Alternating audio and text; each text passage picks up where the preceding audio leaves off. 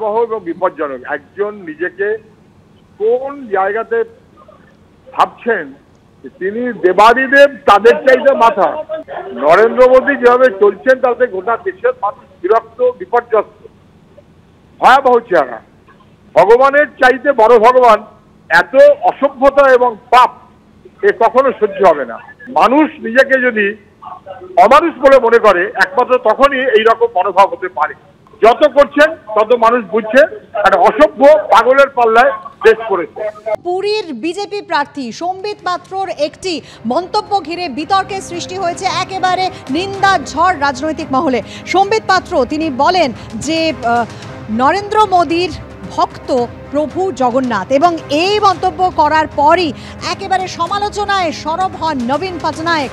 মোদী নিজেকে ভগবান ভাবলে পাপের লঙ্কার পতন নিশ্চিত, এমন কথা বলেই আক্রমণ করেন রাহুল গান্ধী।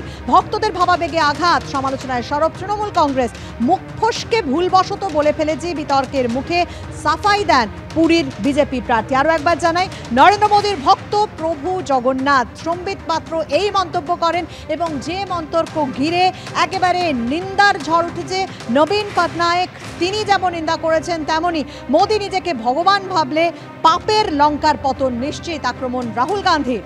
ভক্তদের ভাবাবেগে আঘাত, সমালোচনায় সরব হয়েছে তৃণমূল কংগ্রেস। যদিও এই বিতর্কের মুখেই যেটা সাফাই দিয়েছেন সম্বিত পাত্র, তিনি বলছেন মুখ ফসকে ভুলবশত বলে ফেলেছি।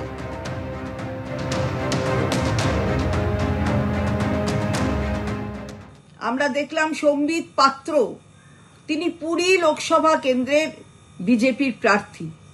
তিনি বললেন জগন্নাথ দেব নাকি প্রধানমন্ত্রীর ভক্ত। ভাবতে পারেন, যেখানে লক্ষ লক্ষ ভক্ত জগন্নাথ দেবের, মহাপ্রভু জগন্নাথ দেবের দর্শনে ধন্য হতে পুরী যায়, সেইখানে সম্বিত পাত্র বলছেন জগন্নাথ দেবই নাকি প্রধানমন্ত্রীর ভক্ত। বাংলার মানুষ, পুরীর সাথে বাংলার যেন একটা আত্মিক যোগাযোগ আছে।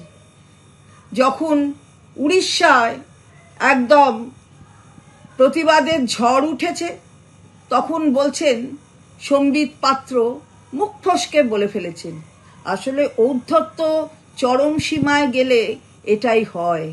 আমরা তীব্র ধিক্কার জানাই, তীব্র প্রতিবাদ করি।